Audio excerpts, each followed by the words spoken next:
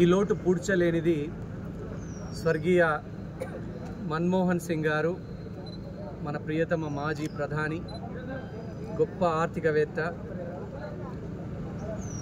దేశాన్ని లైసెన్స్ రాజు నుంచి సంస్కరణల వైపు, ఫ్రీ మార్కెట్ని ఓపెన్ చేసి నాలాంటి అనేక మంది రైతు బిడ్డల్ని ఉద్యోగులుగా, సాఫ్ట్వేర్ ఉద్యోగులుగా, ఐటీ రంగంలో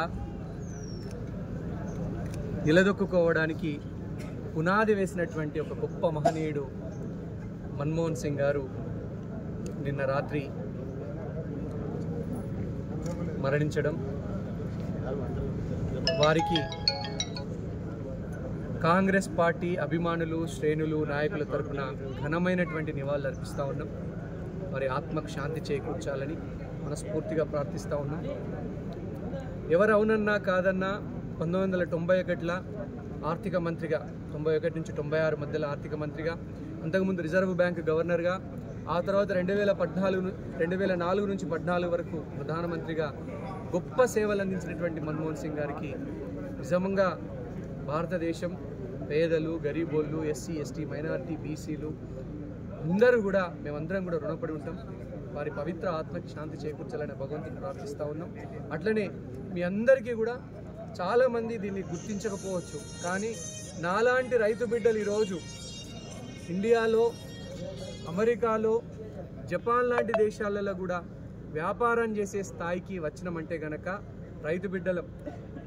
మన్మోహన్ సింగ్ గారు ఇచ్చినటువంటి స్వేచ్ఛా market, free market, liberalisation market, licence రాజును నిర్మూలించి సాఫ్ట్వేర్ రంగానికి పునాది వేసినటువంటి వ్యక్తి.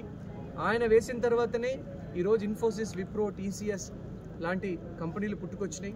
ఆ తర్వాత టెలికమ్యూనికేషన్లో విప్లవాత్మక మార్పులు చేకూర్చినాయి. సో ఇంతకుముందు టెలిఫోన్ కనెక్షన్ కోసం ఎంతో లైన్లలో నిలబడాల్సి వచ్చేది.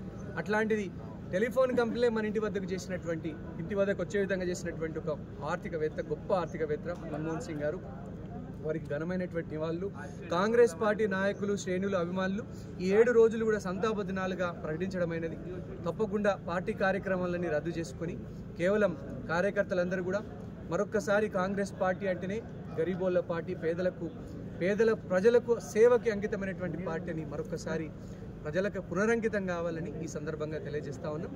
వారి మరణం దేశానికి లోటు, కాంగ్రెస్ పార్టీకి లోటు, కాంగ్రెస్ పార్టీ కార్యకర్తలకు లోటు. తప్పకుండా మళ్ళీ మన్మోహన్ సింగ్ గారు మీరు ఎప్పుడు పుడతారని కార్యకర్తలందరూ కూడా మిమ్మల్ని అడుగుతూ ఉన్నారు. సో తప్పకుండా మళ్ళీ పుడతారని మీ అందరి ఆశీర్వాదం మాకెప్పుడు కూడా కాంగ్రెస్ పార్టీ మీద వస్తుందని మరొకసారి కోరుకుంటున్నాం. మీ అందరి సెలవు.